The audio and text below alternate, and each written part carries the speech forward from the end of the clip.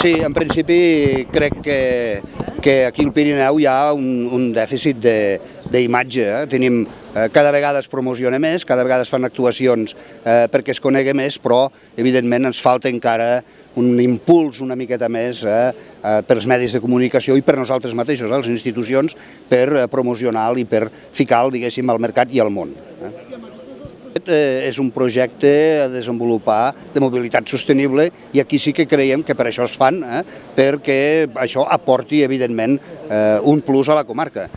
sigui amb turisme o sigui ja amb activitat privada, des de la vessant més d'hostaleria, restauració, però inclús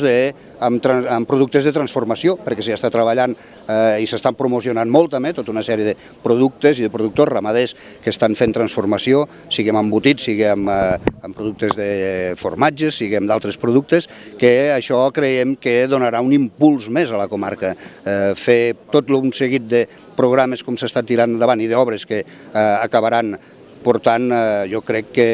molta més gent a la comarca. Des que en aquests moments hem tret a licitació ja alguns projectes, dins del projecte, algunes actuacions, i en aquests moments estem en condicions per dir que al mes d'abril el que és l'estació de la Pobla ja estarà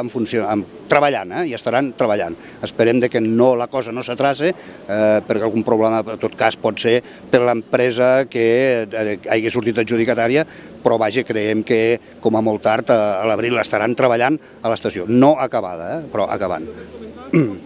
Aquest és un projecte transfronterer i per tant vol dir que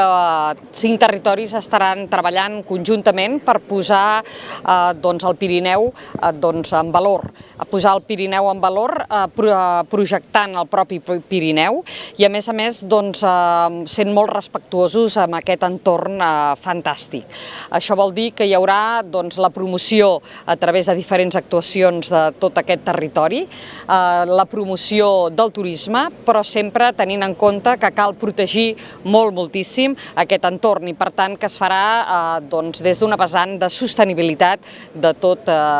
aquest entorn. Jo crec que aquesta és una gran notícia per als dos Pallars i per la resta de territoris que s'hi veuen afectats positivament i per tant vol dir a l'entorn de 2 milions d'inversió en aquestes comarques, 2 milions d'inversió que lògicament això retornarà després amb dinamisme econòmic, amb activitat, i això vol dir no res més que les persones que viuen en aquest territori podran desenvolupar-se a través de les activitats pròpies d'aquí.